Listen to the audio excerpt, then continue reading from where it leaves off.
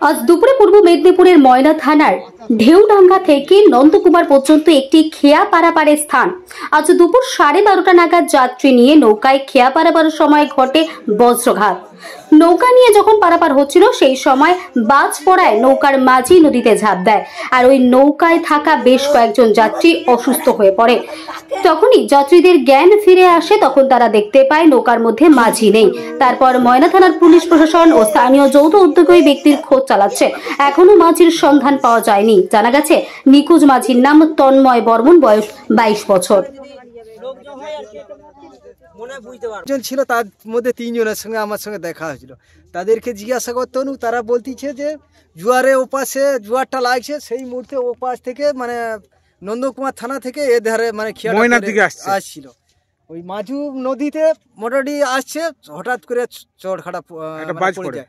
আর যারা নৌকায় ছিল তারা বুঝতে পারেনি যে চড়খাটা পড়ছে বলে, তারাও ওই হতভঙ্গ হয়ে নিচের দিকে মুখ করে বসে গেছে, নৌকাতে বসে গেছে। হ্যাঁ, বসে গেছে।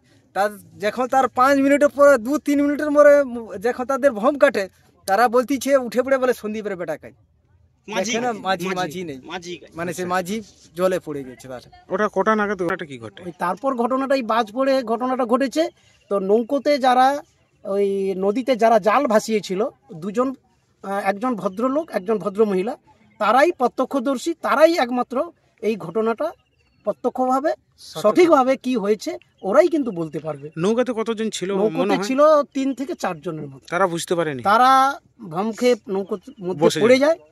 কিছুক্ষণ পরে যখন তাদের জ্ঞান ফিরে, যখন দেখে মাঝি নেই, তারা তখন যখন বলে যে মাঝি কোথায়, মাঝি কোথায়, সেই মুহূর্তে ওই যে জাল যারা ভাসাচ্ছিল নৌকার ওপর, তারাই বলতে পারলো যে মাঝি জলে পড়ে গেছে। ওই তখনই তারা হাই উতাস করে নৌকাটাকে কোনোরকম করে ধারে ঠেকিয়ে তার বাড়িতে খবরাখবর করে, এবং এলাকার প্রতিবেশীরা প্রায় সবাই জড়ো হয়ে নদীর পাড়ে চলে আসে, কিন্তু কোনোরকম ভাবে তাকে এখনো খোঁজাখুঁজি করে পাওয়া যায়। এই জায়গাটা